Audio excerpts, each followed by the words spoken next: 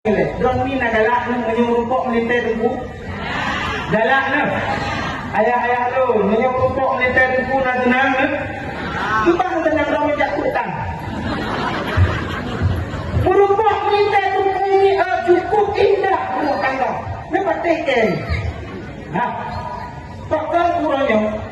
Kita dah mungkin cukup le memang urung cerem-cerem. Pakkan le orang-orang urung cerem-cerem karena tidak ada fondasi agama dalam rumah tangganya. Lako hanya mukul ilmu agama, kurumo hanya mukul ilmu agama, bacut ku uang, prampu melu. Padahal menyenang ilmu agama ni, watai kalau kau nge, hanya aku temuan le, itu pun watai kau nge dia tu macam bayang, papa nge tu macam bayang, karena aku bukan ahli Nabi, bukan ahli Nabi. Bengehnya daripada syaitan, sedangkan syaitan itu daripada api.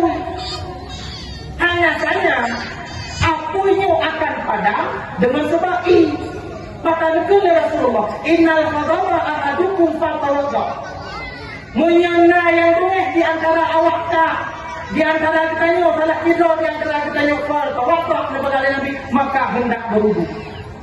Maka menyelakkan bengeh hanya semua dia tunggu sebab tunggu sembahyang. Dengan sebab itu sembahyang redam emosi, padam sebagaimana padam api dengan sebab iya kan menacik rumah watai kamu tunggu sembahyang.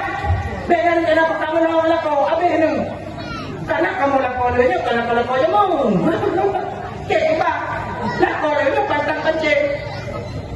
Kinepok tung cakap ni lakau je mau halam ni lakau je mau anak punya kencing gitu pang aja hai dengan ran lakau pale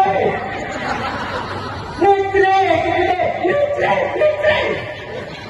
anak teh kita pula kita ni kalau anak teh betul you aduh tak boleh lek tu beto beda kalau maka menyana ilmu agama lakona ilmu agama urumuk na ilmu agama adem rumah tangga